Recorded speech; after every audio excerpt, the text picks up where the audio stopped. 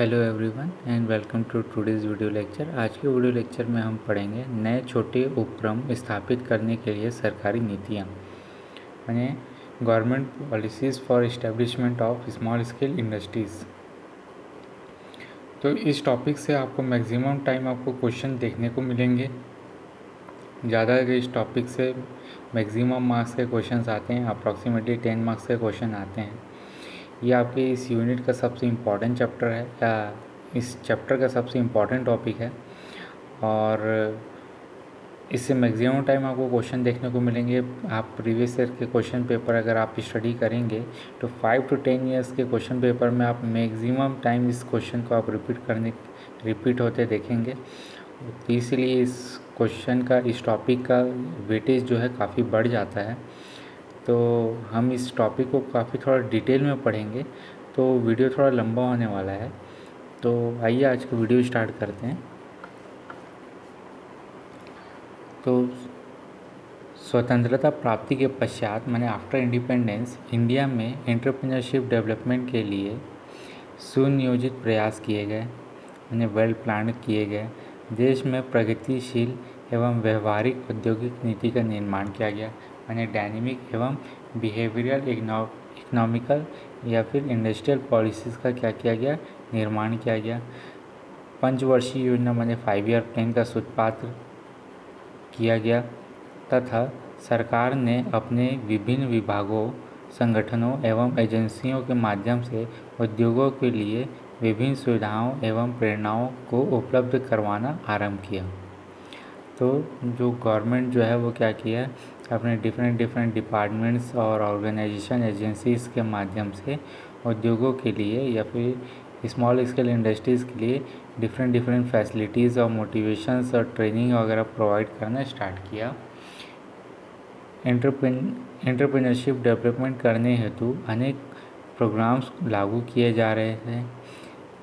Central government एवं state government के joint ventures से एंटरप्रेन्योर्स को क्या कर रहे थे, ट्रेनिंग एवं मोटिवेशन किया जा रहा था। टेक्निकल एवं बिजनेस ओरिएंटेड एजुकेशन का प्रसार किया जा रहा था। इसका जो रिज़ल्ट ये हुआ कि एक हमारे देश में एक एंटरप्रेन्योरल कल्चर का विकास हो रहा था। तो आफ्टर इंडिपेंडेंस गवर्नमेंट ने नेशंस को इंडस्ट्रियल प्रोडक्शन के क्षेत्र में सेल्फ डिपेंडेंट बनाने के एम से एंटरप्रेन्योरल डेवलपमेंट पर मेन फोकस दिया और फोर्स करने का स्टार्ट किया। सरकार द्वारा किए जाने वाले या गवर्नमेंट द्वारा किए जाने वाले प्रयासों में निम्नलिखित श्रेणियों में विभक्त किया जा सकता है। फर्स्ट जो है वो है प्लान्ड एफर्ट, माने नीतिगत प्रयास। तो एंटरप्रेन्योरशिप के तीव्र विकास हेतु सरकार ने निम्नलिखित योजनाओं एवं नीति निर्धारित की है। फर्स्ट है इंडस्ट्रियल पॉलिसी। तो सेंट्रल एवं स्टेट गवर्नमेंट ने इंडस्ट्रियल स्प्रेड के लिए या फिर इंडस्ट्रियल डेवलपमेंट हेतु कई पॉलिसीज़ निर्धारित की है। इन पॉलिसीज़ के द्वारा एंटरप्रेन्योर को कई प्रकार की फैसिलिटी उपलब्ध कराई जाती है, जैसे लो कॉस्ट में उन्हें रॉ मटेरियल प्रोवाइड करना, इन टैक्स में छूट देना और अनुसूचित माने स्केड्यूल यूनिट में या स्केड्यूल एरियाज़ में उन्हें एंटरप्राइजेज स्थापित करने में उन्हें सहायता प्रदान करना, उन्हें सब्सिडी देना। तो सेकंड जो है वो है 5 ईयर प्लान। तो इन 1952 में अब तक प्रायः सभी 5 ईयर प्लान में स्मॉल स्केल इंडस्ट्री और लार्ज स्केल इंडस्ट्री जैसे स्टील प्लांट या फिर इलेक्ट्रिसिटी जनरेशन प्लांट आदि के विकास हेतु विशेष व्यवस्था माने स्पेशल अरेंजमेंट की गई। इन सभी योजनाओं के कुल व्यय का एक बड़ा भाग एंटरप्रेन्योर डेवलपमेंट पर खर्च किया गया। थर्ड जो है वो है setting up of committees. Entrepreneurs की प्रॉब्लम्स पर विचार करने एवं उनके सॉल्यूशंस करने के लिए, प्रॉब्लम्स को रिजॉल्व करने के लिए गवर्नमेंट द्वारा कई समिति का या कमिटीज़ का गठन किया गया। इनमें जो मेन है वो है डॉक्टर लोकनाथ समिति 1967 में, सच्चर समिति 1977 में, चक्रधारी अग्रवाल समिति 1979 में एवं JAN खुसरो समिति 1983 में बनाया गया। देन उसके बाद है इंस्टीट्यूशनल एफर्ट, जो संस्थागत प्रयास किए गए उसके बारे में हम देखते हैं। तो एंटरप्रेन्योर गतिविधि के उचित संचालन एवं संवर्धन हेतु सेंट्रल गवर्नमेंट व स्टेट गवर्नमेंट द्वारा कई ऑर्गेनाइजेशन और इंस्टीट्यूट स्थापित की गई। इनमें से प्रमुख हैं small industry development organisation, national small scale industry corporation limited, small industry extension training institute, यहाँ पे थोड़ा सा मिस्टेक हो गया है, and federation of association of small industries of India, national institute for entrepreneurship and small business development, national entrepreneurship development board, entrepreneurship development institute of India, risk capital and technology finance corporation India, organisation of state government and other organisations. जैसे different institute की स्थापना की गई जो entrepreneur की problem का क्या करते हैं, सॉल्यूशन ढूंढते हैं और उन्हें हर संभव मदद करने की कोशिश करते हैं।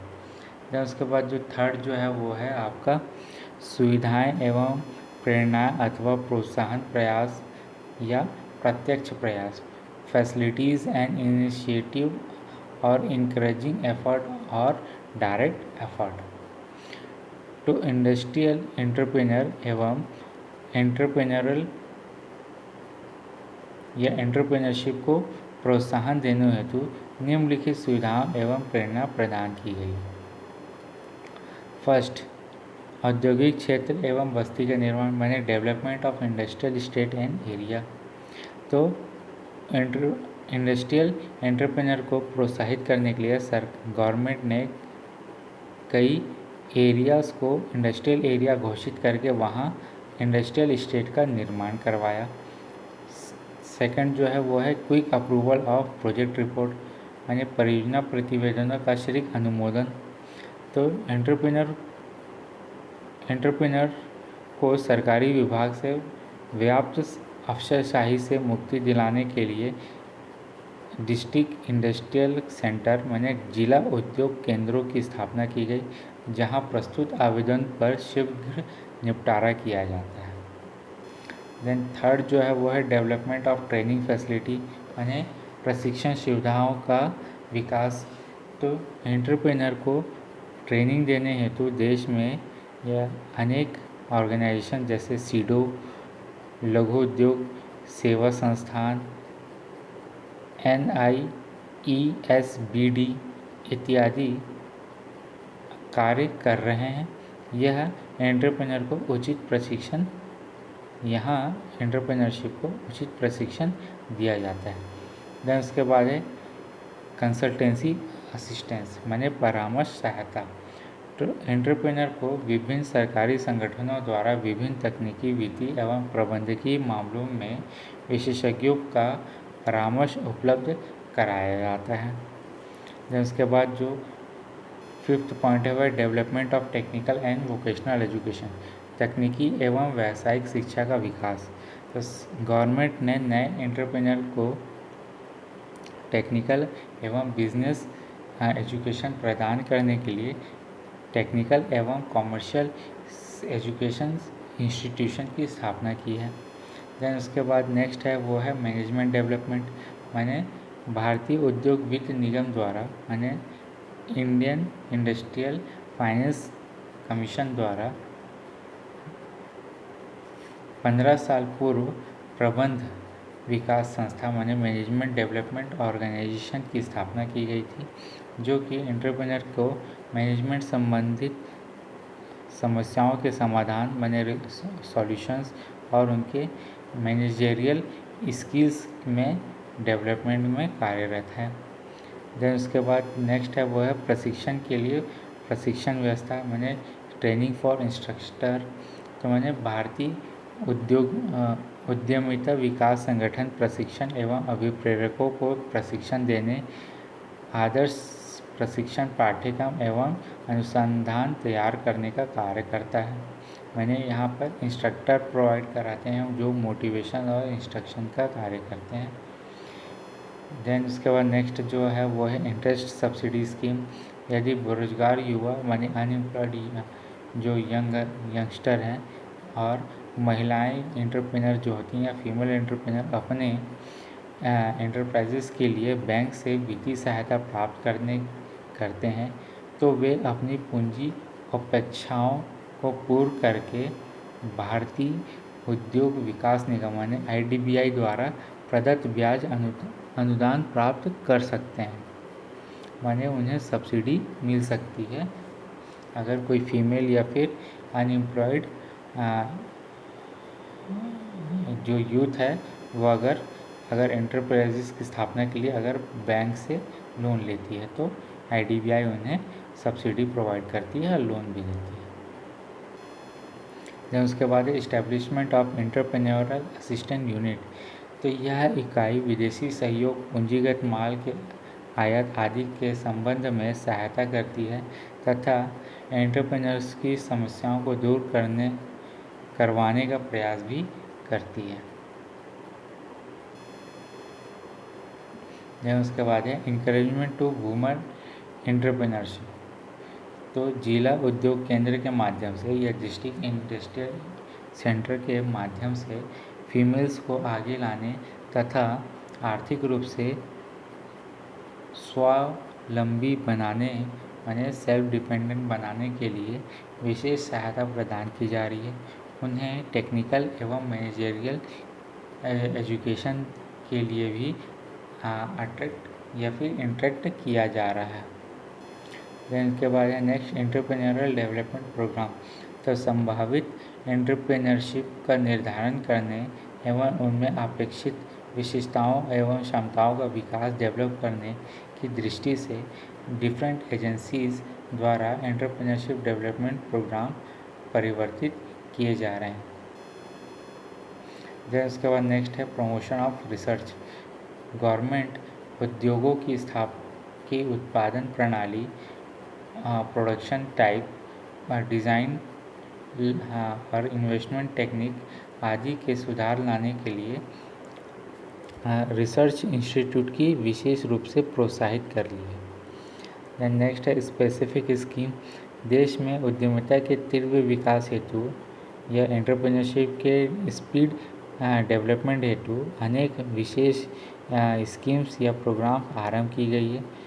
इन योजनाओं में स्वरोजगार योजना, केंद्रीय अनुदान योजना, मार्जिन मनी योजना, ग्रामीण कामगार योजना, ग्रामीण उद्योग कार्यक्रम, सरकारी क्रय योजना, रुग्ण इकाइयों की पुनर्जागरण योजना आदि प्रमुख हैं।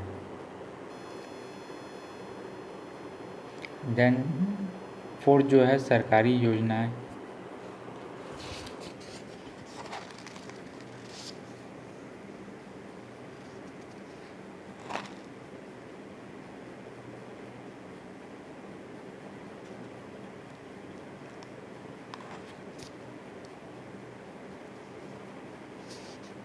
जो सरकारी योजनाओं में जो है वो है इंडियन इकोनॉमिक प्लानिंग से देश की गरीबी, बेकारी एवं बेरोजगारी जैसी भीषण समस्याओं का पूर्णतः अंत नहीं हुआ है।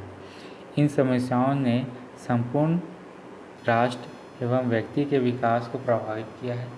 मानव शक्ति के अधिक का उचित नियोजन करने हेतु, उद्यमिता के संवर्धन व विकास हेतु तथा राष्ट्रीय संसाधनों का उपयोग करने के लिए भारत सरकार ने कुछ महत्वपूर्ण रोजगार योजनाएं प्रारंभ की है।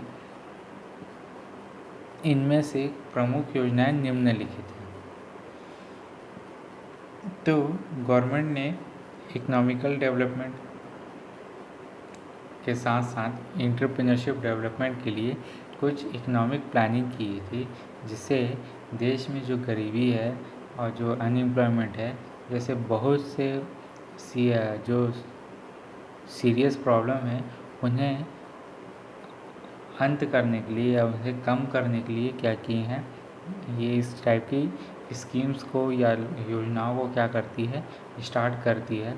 कुछ योजना जो है वो ये है, दीनदयाल स्वरोजगार योजना पहला जो है, उसके बाद है प्रधानमंत्री रोजगार योजना, देन रानी दुर्गावती स्वरोजगार योजना, जवाहरलाल नेहरू स्वरोजगार योजना, प्रियदर्शनी योजना,